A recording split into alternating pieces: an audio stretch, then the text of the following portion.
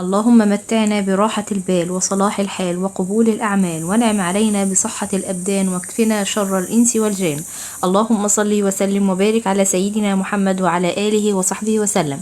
فيديو النهاردة فيديو جميل جدا من الناس بقى اللي بتحب المعجنات والمخبوزات وتبقى عايزة حاجة سهلة كده وبسيطة وما نعملش فيها مجهود كبير. يجمعوا عندي النهاردة عشان إن شاء الله الفيديو ده هيعجبكم قوي وهتقوموا تنفذوه على طول. وأحلى حاجة بقى إن الحاجات اللي فيه بسيطة ومتوفرة عندنا كلنا، ومش هنعمل بقى حاجات كتير ومكلكعه، وفي كمان بدايل لو مش موجوده عندك. الحلو في الموضوع ان احنا بعجينه واحده بس هنعمل اكتر من صنف حلويات.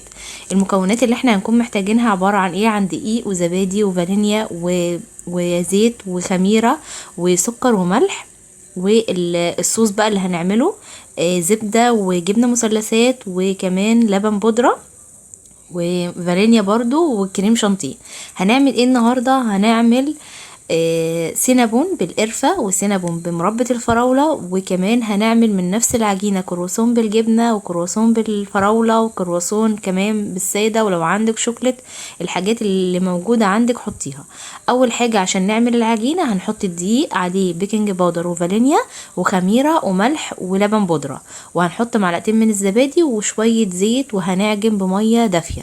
هي دي بس العجينة اللي احنا هنستخدمها. العجينة دي هنطلع منها اكتر من حاجة. العجينة دي كمان ممكن تستخدميها في حادق، بس في الحالة دي مش هتحطي رشة الفانيليا اللي انا حطيتها، هتحطي كل المكونات دي ما عدا رشة الفانيليا. وعندك لبن اعجني بيه، ما عندكيش لبن هنعجن بميه على لبن، مش هنعجن بلبن بس، يعني هنحط المكونين مع بعض. ما عندكيش لبن خالص ممكن ما نحطش. ما عندكيش زبادي برضو ممكن ما نستخدمش الزبادي، ممكن نحط شويه لبن رايب لو متوفرين. هنفضل بقى نعجن في العجينه كده، يعني ايه، نضربها ضربا مبرحا لحد العجينه معاكي ما تطلع بالملمس اللي انتوا شايفينه ده، وتكون تماسكت وبقى فيها عرق حلو كده. اهم حاجه العجينه تتعجن كويس. هنسيبها بقى نركنها كده تخمر مع نفسها، وبعد كده هنيجي بقى نعمل الصوص الحلو اللي انتوا شايفينه ده. عباره عن ايه؟ جبنه مثلثات او اي جبنه كريمي، هنحط عليها جبنه. بعد ما نحط الجبنه حوالي 8 قطع، لو اللي هي الكيري او الحاجات دي بنحط 4، بس طبعا بقت غاليه قوي دلوقتي. وكمان كوبايه من السكر، نص كوبايه من اللبن البودر، معلقتين من كريم شانتيه، ربع كوبايه صغيره او 3 معالق كبار من الزبده السايحه، وهنحط عليهم فانيليا تاني، زبده، لبن بودر، سكر، كريم شانتيه، جبنه مثلثات، اسمها ايه دي، فانيليا. هنحط المكونات دي كلها مع بعض ونضربها. الميه اللي هنحطها هتكون ربع كوبايه مغليه صغيره جدا، هننزل بيها تدريجيا لحد ما يتقل معانا واحده واحده، لان احنا ممكن ما نستخدمش الربع كوبايه كلها. تمام. السكر كوبايه واللبن البودره نص كوبايه. كده بقى كانت العجينه اختمرت معايا، قطعتها ل3 قطع عشان خاطر انا هعمل كل قطعه حاجه. هعمل القرفه بتاعت السينابون بالقرفة، وهعمل الكرواسون بقطعة، وهعمل اللي هي بمربى الفراولة بقطعة تانية. طبعا لو متوفر عندك الفراولة الفريش ممكن تستخدميها. ما بتحبيش اصلا الفراولة ومش عايزة تعملي سينابون بالفراولة تعمليش، بس هو بيبقى طعمه جميل قوي. فانا ما كانش عندي فراولة فاستخدمت مربى الفراولة عادي، بس ما تبقيش تكتري قوي لان هي بتنزل من الجناب شوية، وكمان عشان ما تحرقش معاك الصينية. طبعا انا نسيت خالص، انا المفروض بعد ما بفرد العجينة بدهن زبدة وبعد كده برش شوية سكر، بس انا نسيت قوي يعني. طبعا في وجود اطفال حوالينا لازم ننسى كل حاجه. فابتديت بقى احط زبده كده اول ما افتكرت، وهرش كده معلقه سكر صغيره، وبعد كده هبدا انزل بالمربى، هحطها هفردها كلها كده على العجينه. سكر عادي اللي هو اللي احنا بنستخدمه بتاع الشاي، مش شرط. هو المفروض بتستخدمي السكر البني يعني، بس محدش طبعا عنده سكر بني، خاصة ان هو كمان غالي قوي يعني. هبدأ بقى الفها كده رول زي ما انتوا شايفين، وكل ما انا بلف بضغط عليها عشان خاطر تتماسك الحشوة من جوه، وبعد كده هقفلها وهضغط جامد وانا بقفل عشان خاطر ما تفكش معايا. وعايزه بقى تقطعي بسكينه، لو انت واثقه ان انت هتقدري تقطعي بسكينه تمام، مش هتقدري هتجيبي خيط وتتنيه كده كده تانية، وتعدي العجينه وتلفي عليها وتقطعي، هتبقى سهله معاكي قوي. انا كنت عامله فيديو عن السينابون كامل بس بعجينه مختلفه شويه عن دي، هيكون موجود برضو، هتلاقوه على القناه بكل التفاصيل برضو. بس المره دي انا عامله عجينه واحده، عملت منها حاجتين زي ما انتوا شايفين. بعد كده بقى جبت صينيه المونيا بايركس اللي متوفر عندك، رشيها بالزيت او سمنه ورصي فيها وسيبيه عشان ده لازم يخمر تاني معانا، ما ينفعش ندخله الفرن كده، هنسيبه لحد ما الحجم بتاعه يتضاعف. بعد كده بقى جبت عندي العجينه التانية وفردتها، وبدات ان انا اقطعها سمبوكس زي ما انتوا شايفين كده عكس بعض مثلثات يعني، عشان هبدا احشي معايا. هحشي بقى ايه؟ عندك شوكليت بيضه احشي، ده المولتو او الكرواسون اللي احنا بنجيبه من بره. عندك القشطه على مربى زي ما انا عملت كده تمام، عندك شوكليت غامقه تمام، عايزه تعمليه ساده براحتك، عايزه تعملي جبنه مثلثات موتزاريلا تركي، اللي انت تحبيه استخدميه، هو جميل قوي. انا قبل كده برضو كنت عاملاه بالجبن وكنت عاملاه بالشوكليت وكان حلو قوي. بس بسيبه برضو يخمر، ما ينفعش ان انا ادخله كده من غير ما يخمر تاني. انا عملت فيه ساده وعملت فيه بالجبنه المثلثات، بس يعني صورت معاكم كام واحده كده وانا بلفهم عشان تبقوا عارفين الشكل بيتعمل ازاي او بيتلف ازاي. بعد كده بقى جبت برضو بايركس ودهنته بالزيت. عايزه تحطي ورقه زبده تحت الحاجات دي عشان خاطر ما تلزقش معاكي تمام، بس انتي طالما الفرن بتاعك مظبوط هيبقى حلو.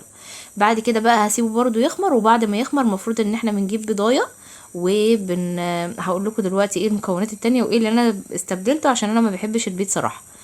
بعد كده بقى فردت العجينه التالتة، طبعا انا بركنهم وبغطيهم عشان خاطر يبقوا ايه، ولو الافضل ان انت مسخنه الفرن شويه وطفياه وحطاه فيهم هيخمروا معاكي بسرعه في مكان دافي، اهم حاجه. العجينه التالتة بقى فردتها وحطيت برضو زبده، وهحط طبعا الزبده بتكون بدرجه حراره المطبخ عشان خاطر تعرفي تستخدميها وتبقى سهله معاكي في الحركه.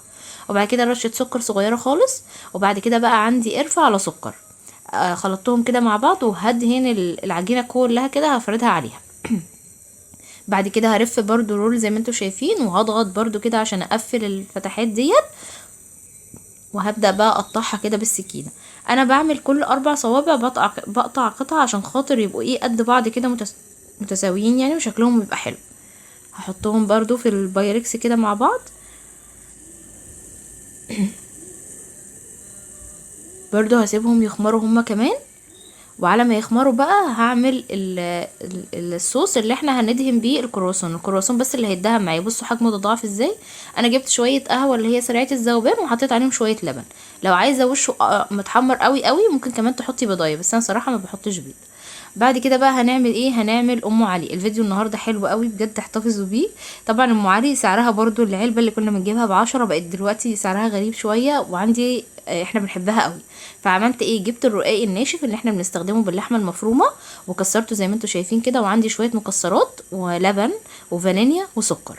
بس كده. لو ما عندكيش الرقاق دوت اللي هو الناشف، هتجيبي الجلاش العادي وهتقصقصيه بالمقص وهتحطيه تدهيني عليه معلقه سمنه وتحطيه في الفرن هيتحمص معاكي، تطلعيه تحطيه كده زي ما انتوا شايفين في البايركس وتبداي تحطي عليه الحاجات دي.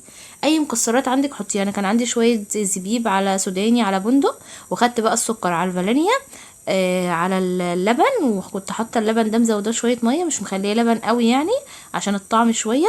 وخلطت المكونات دي كلها كده وسخنتها على النار ونزلت بيها بالشكل ده على البايركس، وهدخلها على الفرن هتتشرب معايا وطلعيها بقى بألف هنا، بجد طعمها بيبقى روعه. ده كده السينابون بعد ما خمر معايا ودخلته الفرن وكان بقى تحفه، ريحته كانت جميله قوي. وده بقى اللي بالمربى، بصوا يعني هو كان جميل قوي. هو طبعا المربى نزلت معايا شويه، الفرن بتاعي مش مظبوط فاتحمر معايا شويه. وده الصوص بقى اللي احنا بنستخدمه. الصوص ده هو اصلا اللي بيرفع سعر السينابون، بس بجد طعمه جميل قوي. وغير كده كمان السينابون ده ممكن تستخدميه مع كيكه مع اي حاجه تانية بيبقى طعمها روعه. ده كمان الام علي كانت طلعت معايا خلاص، ريحتها كانت جميله قوي. ولو عايزه لو من الناس اللي بتحب الفانيليا كتري الفانيليا، طعمها هيبقى جميل قوي معاكي. بس اعملي كميات بقى بسيطه كده على قدكم عشان دي لما بتقعد ما بتتاكلش يعني وما بتتسخنش وبيبقى خلاص امتصت اللبن كله. يا رب يكون الفيديو عجبكم واستفدتوا كده من المعلومات اللي فيه، وبجد استفدتوا. واحفظوا العجينه دي عندكم، العجينه دي زي ما بقول لكم ممكن تستخدموها كمان في الحادق اللي هي البيتزا.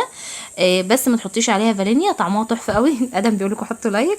يا رب يكون الفيديو عجبكم، ما تنسوش بقى تحطوا لايك، واشوفكم في فيديو جديد ان شاء الله. اسيبكم في رعايه الله وامنه، ومع